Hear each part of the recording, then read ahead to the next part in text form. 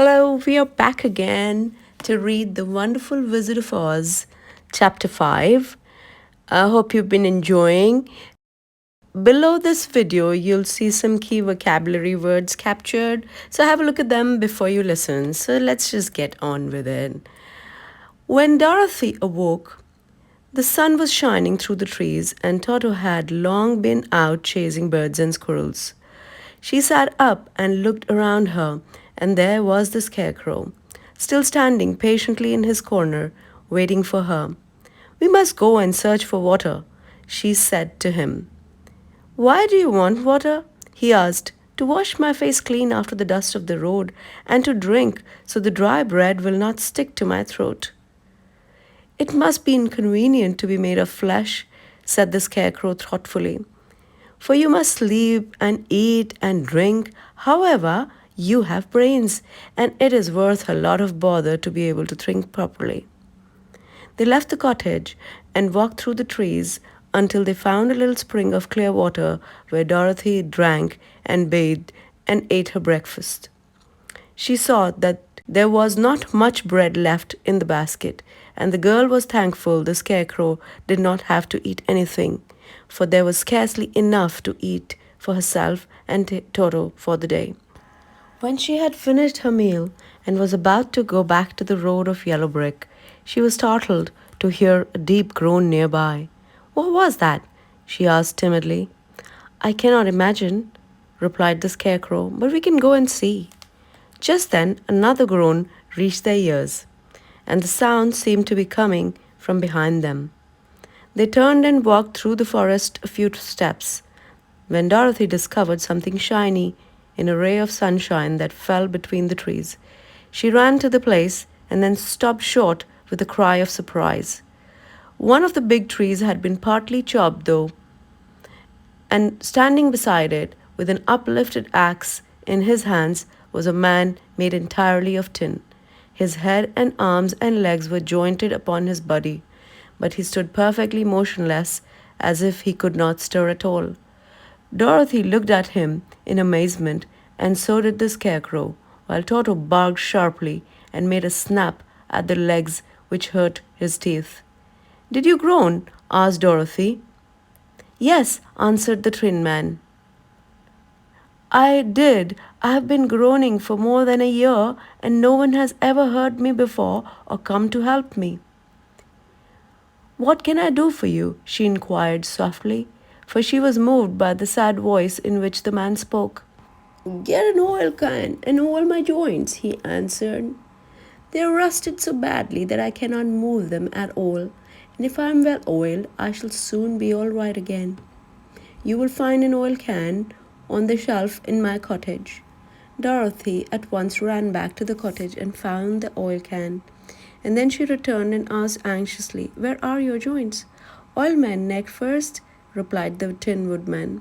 So she oiled it, and it was quite badly rusted. The Scarecrow took hold of the tin head and moved it gently from side to side until it worked freely, and then the man could turn it himself.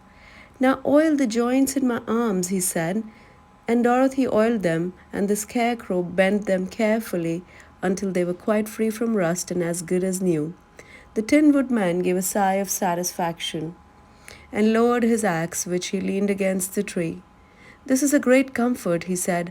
"I have been holding that axe in the air forever since I rusted, and I am glad to be able to put it down at last. If you will oil all my joints of my legs, I shall be all right once more." So they oiled his legs until he could move them freely, and he thanked them again and again for his release, for he seemed a very polite creature and a very grateful one too. "I might have stood there always if you had not come along," he said, "so you have certainly saved my life." "How did you happen to be here?" "We are on our way to the Emerald City to see the great Oz," she answered, "and we stopped at your cottage to pass the night." "Why do you wish to see Oz?" he asked. "I want him to send me back to Kansas, and the Scarecrow wants him to put a few brains into his head," she replied. The Tin Woodman appeared to think deeply for a moment, and then he said, Do you suppose Oz would give me a heart? Why, I guess so, Dorothy answered. It would be as easy as to give the Scarecrow brains. True, the Tin Woodman returned. So if you will allow me to join your party, I will also go to the Emerald City and ask Oz to help me. Come along, said the Scarecrow heartily, and Dorothy added that she would be pleased to have his company. So the Tin Woodman shouldered the axe, and they all passed through the forest until they came to the road that was paved with yellow brick. The Tin Woodman had asked Dorothy to put an oil can in her basket, for he said, if I should get caught in the rain and rust again, I would need the oil can badly. It was a bit of good luck to have their new comrade join the party, for soon after they had begun their journey again, they came to a place where the trees and branches grew so thick over the road that the travelers could not pass. But the Tin Woodman set to work with his axe and chopped so well that soon he cleared the passage for the entire party. Dorothy was thinking so earnestly as they walked along that she did not notice when the Scarecrow stumbled into a hole and rolled over to the side of the road. Indeed, he was obliged to call to her to help him up again. Why didn't you walk around the hole? Asked the Tin Woodman. I don't know enough, replied the Scarecrow cheerfully. My head is stuffed with straw, and that is why I'm going to Oz to ask him for some brains. Oh, I see, said the Tin Woodman. But after all, brains are not the best things in the world. Have you any? Inquired the Scarecrow. No, my head is quite empty, answered the Woodman. But once I had brains and a heart also, so having tried them both, I should much rather have a heart. And why is that? Asked the Scarecrow. I will tell you my story and then you will know. So while they were walking through the forest, the Tin Woodman told the following story. I was born the son of a woodman who chopped down trees in the forest and sold the wood for a living. When I grew up, I too became a wood chopper, and after my father died, I took care of my old mother as long as she lived. Then I made up my mind that instead of living alone, I would marry, so that I might not become lonely. There was one of the Munchkin girls who was so beautiful that I soon grew to love her with all my heart. She, on her part, promised to marry me as soon as I could earn enough money to build a better house for her. So I set to work harder than ever, but the girl lived with an old woman who did not want her to marry anyone, for she was so lazy she wished the girl to remain with her and do the cooking and the housework. So the old woman went to the wicked witch of the east and promised her 2 sheep and a cow if she would prevent the marriage. Thereupon the wicked witch enchanted my axe, and when I was chopping away at my best one day, for I was anxious to get the new house and my wife as soon as possible, the axe slipped all at once and cut off my left leg. This at first seemed a great misfortune, for I knew a one-legged man could not do very well as a wood chopper. So I went to a tinsmith and had him make me a new leg out of tin. The leg worked very well once I was used to it, but my action angered the wicked witch of the east, for she had promised the old woman I should not marry the pretty Munchkin girl. When I began chopping again, my axe slipped and cut off my right leg. Again I went to the tinner, and again he made me a leg out of tin. After this, the enchanted axe cut off my arms one after the other, but nothing daunted, I had them replaced with tin ones. The wicked witch then made the axe slip and cut off my head. And at first I thought that was the end of me, but the tinner happened to come along and he made me a new head out of tin. I thought I had beaten the wicked witch then, and I worked harder than ever, but I little knew how cruel my enemy could be. She thought of a new way to kill my love for the beautiful Munchkin maiden, and made my axe slip again, so that it cut right through my body, splitting me into 2 halves. Once more the tinner came to my help and made me a body of tin, fastening my tin arms and legs and head to it by means of joints, so that I could move around as well as ever. But alas, now I had no heart. So I lost all my love for the Munchkin girl and did not care whether I married her or not. I suppose she's still living with the old woman, waiting for me to come after her. My body shone so brightly in the sun that I felt very proud of it, and it did not matter now if my axe slipped, for it could not cut me. There was only one danger that my joints would rust, but I kept an oil can in my cottage and took care to oil myself whenever I needed it. However, there came a day when I forgot to do this, and being caught in a rainstorm, before I thought of the danger, my joints had rusted, and I was left to stand in the woods until you came to help me. It was a terrible thing to undergo, but during the year I stood there, I had time to think that the greatest loss I had known was the loss of my heart. While I was in love, I was the happiest man on earth. But no one can love who has not a heart. And so I am resolved to ask Oz to give me one. If he does, I will go back to the Munchkin maiden and marry her. Both Dorothy and the Scarecrow had been greatly interested in the story of the Tin Woodman, and now they knew why he was so anxious to get a new heart. All the same, said the Scarecrow, I shall ask for brains instead of a heart, for a fool would not know what to do with a heart if he had one.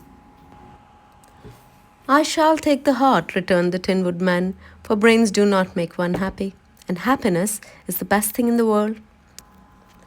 Dorothy did not say anything, for she was puzzled to know which of her two friends was right, and she decided if she could only get back to Kansas and Aunt Em, it did not matter so much whether the Woodman had no brains and the Scarecrow no heart, or each got what he wanted. What worried her most was that the bread was nearly gone, and another meal for herself and Toto would empty the basket. To be sure, neither the Woodman nor the Scarecrow ever ate anything, but she was not made of tin or straw, and could not live unless she was fed. Chapter 6, The Cowardly Lion. And there's some beautiful illustrations. You see how colorful they are. You'll just see in a minute. Some of the lovely illustrations are here we go. You ought to be ashamed of yourself. Dorothy's telling the lion. Okay, so let's get on with it. Chapter 5. Oh no, it's chapter 6. All right, let's go. All this time, Dorothy and her companions had been walking through the thick woods. The road was still paved with yellow brick, but these were much covered by dry branches and dead leaves from the trees, and the walking was not all good. There were few birds in this part of the forest, for birds love the open country where there's plenty of sunshine, but now and then there came a deep growl from some wild animal hidden among the trees. These sounds made the little girl's heart beat fast, for she did not know who made them. But Toto knew, and he walked close to Dorothy's side and did not even bark in return. How long will it be, the child asked of the Tin Woodman, before we are out of the forest? I cannot tell, was the answer, for I have never been to the Emerald City. But my father went there once, when I was a boy, and he said it was a long journey through the dangerous country. Although nearer to the city where Oz dwells, the country is beautiful, but I'm not afraid so long as I have my oil can, and nothing can hurt the Scarecrow, while you bear upon yourself the mark of the good witch's kiss on your forehead, and that'll protect you from harm. But Toto, said the girl anxiously, what will protect him? We must protect him ourselves if he's in danger, replied the Tin Woodman. Just as he spoke, there came from the forest a terrible roar, and the next moment a great lion bounded into the road. With one blow of his paw, he sent the Scarecrow spinning over to the edge of the road. And then he struck at the Tin Woodman with his sharp claws, but to the lion's surprise, he could make no impression on the tin, although the Woodman fell over in the road and lay still.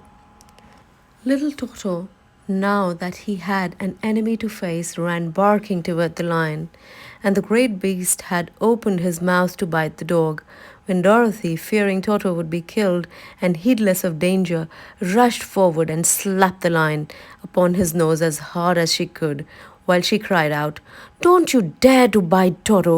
You ought to be ashamed of yourself, a big beast like you, to bite a poor little dog." "I didn't bite him," said the lion, as he rubbed his nose with his paw where Dorothy had hit it. "No, but you tried to," she retorted. "You're nothing but a big coward." "I know it," said the lion, hanging his head in shame. "I've always known it, but how can I help it? I don't know, I'm sure. To think of your striking a stuffed man like the poor scarecrow." "Is he stuffed?" asked the lion in surprise, as he watched her pick up the scarecrow and set him upon his feet while she patted him into shape again. "Of course he's stuffed," replied Dorothy, who was still angry. "That's why he went over so easily," remarked the lion. "It astonished me to see him whirl around so. Is the other one stuffed also?" "No," said Dorothy. "He's made of tin." And she helped the woodman up again. "That's why he nearly blunted my claws," said the lion.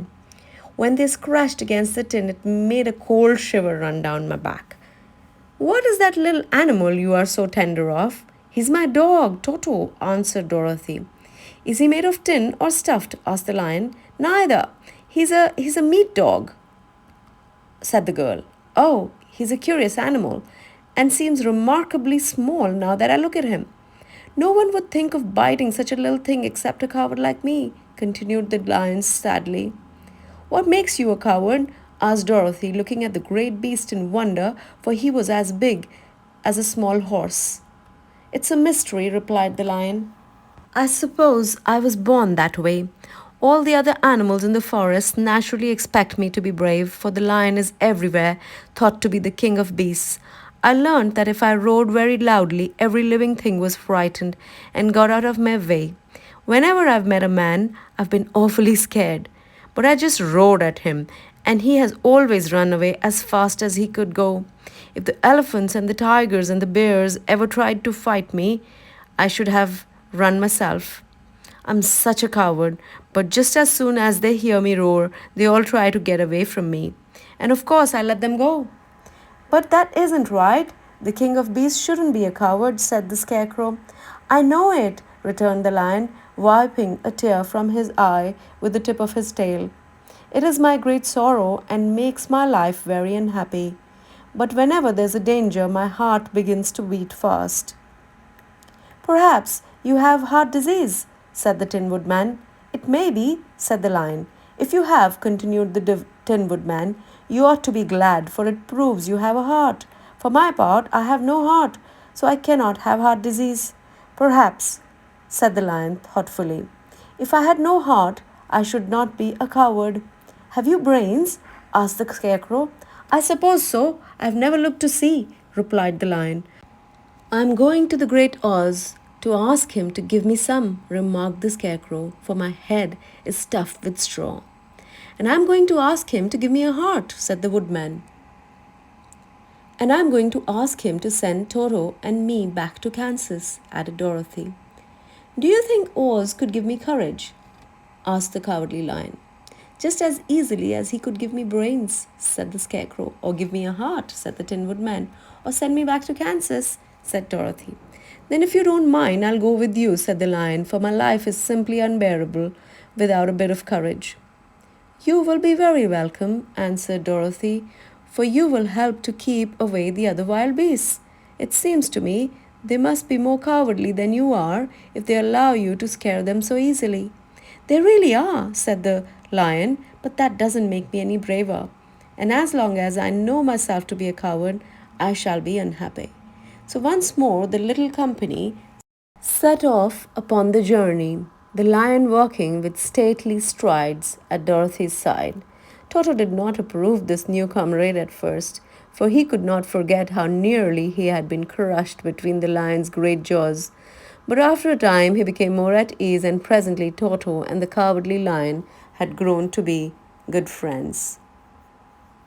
During the rest of that day, there was no other adventure to mar the peace of their journey. Once, indeed, the Tin Woodman stepped upon a beetle that was crawling along the road and killed the poor thing. This made the Tin Woodman very unhappy, for he was always careful not to hurt any living creature. And as he walked along He wept several tears of sorrow and regret. These tears ran slowly down his face and over the hinges of his jaw, and there they rusted. When Dorothy presently asked him a question, the Tin Woodman could not open his mouth, for his jaws were tightly rusted together. He became greatly frightened at this and made many motions to Dorothy to relieve him, but she could not understand. The Lion was also puzzled to know what was wrong. But the Scarecrow seized the oil can from Dorothy's basket and oiled the Woodman's jaws, so that after a few moments he could talk as well as before. "This will serve me a lesson," said he, "to look where I step, for if I should kill another bug or beetle, I should surely cry again, and crying rusts my jaws so that I cannot speak."